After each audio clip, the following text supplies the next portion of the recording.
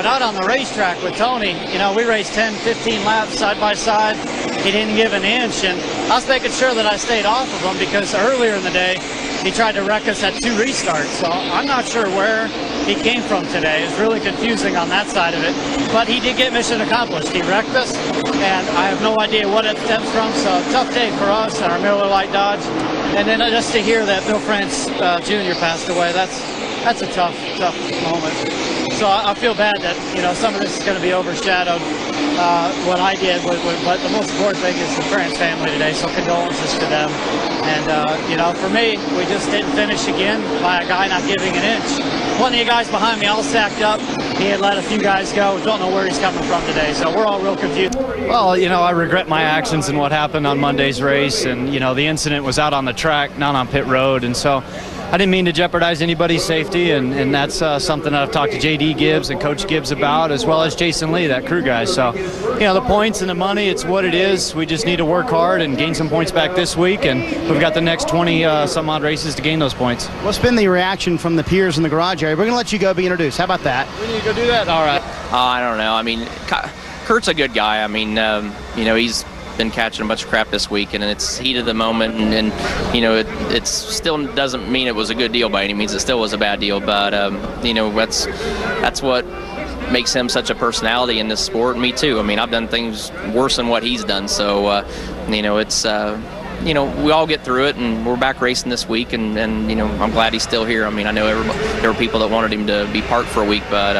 you know, I think this week caught his attention a little bit, and you know, like I said, I just, you know, maybe he got the picture that he's, you know, racing guys a little harder at wrong times of the race, and you know, maybe this week gave him some time to think about it. Now, you've won here in the past, but you've joked that this has been a tough racetrack for you for about the past 3 years, but the team had a lot of smiles at the end of final practice. How good is the car? I'm excited about it. You know, our Home Depot car was really good yesterday. It was, and I knew it was good off the truck when we started in race practice on Friday, so I'm excited. I mean, having it overcast today probably is actually, I think, will even play into our favor a little bit more, so I'm excited. I'm ready to go. And this is like your all-star lineup from Wednesday night behind you. No, I know. We all ran dirt the other night, and then we all qualify up front this week, so maybe that's a good omen. I don't know, but well, I know we all had fun Wednesday night, and we had a great show last night. Steve Casebolt won the race, and Scott Bloomquist ran second, had another great show, so I was really excited. It was an awesome weekend. I'm glad it's over. I can finally get some rest now. Yeah, I mean, we're okay with things. We're racers. We're both champions, and we both know what we had to do to get to this point in the sport, and we'll both move on from this. So we just need to give each other some more room out on the track, and things will be cool. You raced for one of the most respected men in the garage area, Roger Penske. What did he have to say about all this? You know, we had some conference calls and had a lot of people in on it, and we're trying to put our arms around the problem exactly, and that stemmed from out on the track, and we don't need to compound the problem any further. So we're putting this behind us. We're moving forward, and he's got the team behind me 100%, and we've got 100 points to go gain, but yet we've got more to do that. More time is ahead of us, and we just need to get ourselves locked in the chase, and we'll be all right. Speaking of on the track, you're pretty good at this one. Second twice here last year. How about today? You start 27th, so a little traffic to work through. Yeah, we didn't qualify as good. The backup, that was its first lap running with it, and so the Miller Lite Dodge is solid. We just haven't found the right key things to change with this new tire, and so that's kept us behind a little bit, but we've got all day to work on it, and Roger's always got that pit strategy up his sleeve. This is heading into one. It's David Gilliland in front of him.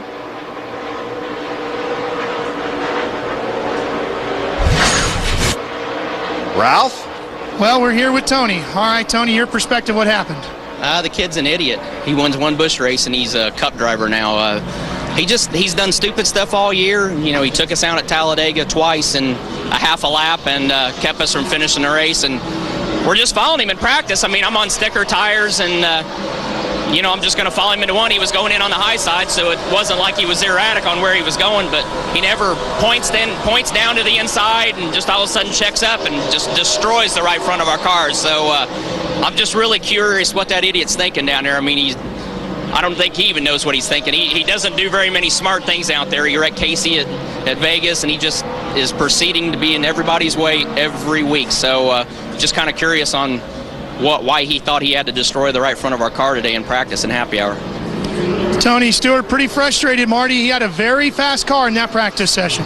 Well, let's get the other side of the story. David Gilliland, what was your perspective on what happened? It looked like Tony, we were out there on a run for probably, you know, on 10, 15 laps, so we had slowed down a little bit, and I saw Tony coming. Looked like he was on new tires, and I tried to stay up high as I could getting in there, and he just ran in the back of me, ran me over getting in the corner. So looks like he misjudged it a little bit.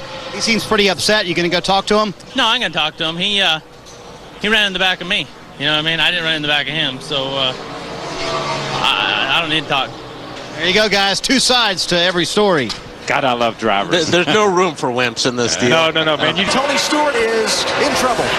Oh, Tony Stewart, what everyone hoped would not happen, and he has trouble, and he gets the 99 car involved. Man, I tell you, that was just a bad decision right there. Leave him out there. I was worried about that.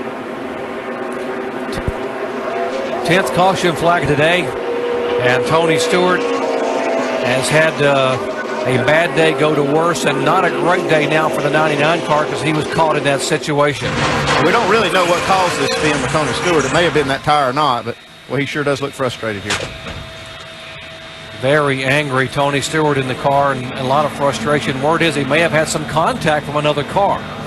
Because the tire quit smoking. I mean, he was doing a great job nursing that thing around there, just being very careful with the fender. And he did a great job with it because it was smoking less and less. But this might have been a complete different situation here.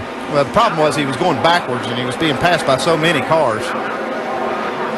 Well, they had dodged the bullet a number of times today, and he was just trying to just baby the car and take care of that left front tire. Climbs out, still has the Honda device on. Oh, heavy damage on the back of that 20 car.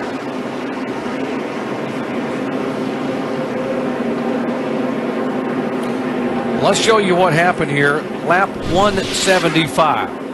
Here comes the 2 car.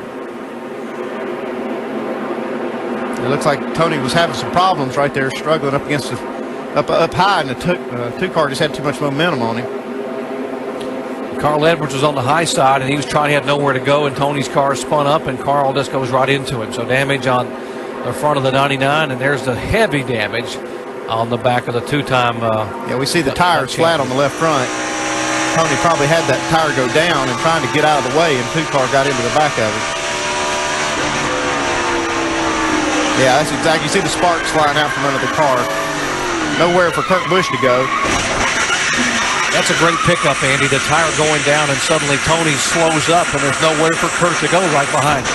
Yeah, not totally unintentional by Kurt Busch. Tough break for Carl Edwards, too. He's got his hand out the window. Watch the left front there. See his hand come up. If his hand comes out. Tires down. You see the sparks flying. Yeah. The sparks are flying out. The tires went flat. And what's Tony probably so frustrated about, he's trying to slow down, get out of the way, and he gets hit behind. And really, Kurt didn't have anywhere to go. He just couldn't slow down that quick. Just a tough deal for both of these drivers. 2 chase contenders, 3 chase contenders in this now. So, wow, the chase contenders here at Kansas City today have had a tough go of this. Tony Stewart began the day second in the chase, just 2 points out of the lead. Here again's what happened. Watch the left front. See the sparks come out, abruptly slows, and there's the 2 car. And I wonder how much damage Kurt Busch has on the front of his car, too. He had the fastest car in the field earlier. Poor Carl Edwards, he couldn't see anything. You know, the amazing thing about this tire failure on the left front of the 20 car is that it didn't actually blow out. And here's what happened in Budweiser shootout practice. This is practice, Johnny. The 2 and 20, once again, bam. Who's at fault? I don't know. I just think that was more racing, not giving and taking. The 2 car and the 20 car. Give me a break, guys. It's practice. Kurt moves up. Yes, but Tony could lift a little bit here. You know what I'm getting at, Kenny? I mean, let's face it. There was no give and take in that. It reminds me of Allen Iverson, the basketball player. It's practice. Kenny, this is where he's wrong. Look at this. Once again, bam. Come on, we're aiming on pit road. The cars are under caution. Kurt Busch, you are wrong for doing that. You cannot do that, Kenny. Well, one thing I have to say, before anybody throughout the United States tries to separate these two, they are both champions. They both have great car control. But most importantly, they both are the same-minded people. They're both brutally in control of their careers. They know what they're going to do. And I'm going to tell you what, I've seen Tony Stewart do the same thing. But yet, you get him one-on-one at a dirt track at Eldora. These 2 guys were best friends last year. You get both of them one-on-one. in the RV lot, and they're the nicest people. And I'm going to tell you what, Spence, they are the same people. Look at these guys. They're like boxers. They're in the ring, and they battle royale every year. And Kenny, this is where I think if you watch. If that's their best effort and if that's the best product they think they can bring to the track, then I strongly suggest they go back to just making street tires, and I'm not even sure that's a good idea. I mean, I'm going home and everything that I have that has Goodyears on it, I'm dismounting. They exited down to Formula One, they exited down to the IRL, they exited down to CART, they exited down to World Outlaws, and there's a reason for that, because Goodyear can't build a tire that's worth the crap. So if I were Goodyear, I'd be really embarrassed about this weekend and what they brought us here. It didn't keep us from winning the race, and how we got to second, I don't know. I'm really proud of our guys on the team and really proud of their pit stops, but it was ridiculous to have to race on a tire like this.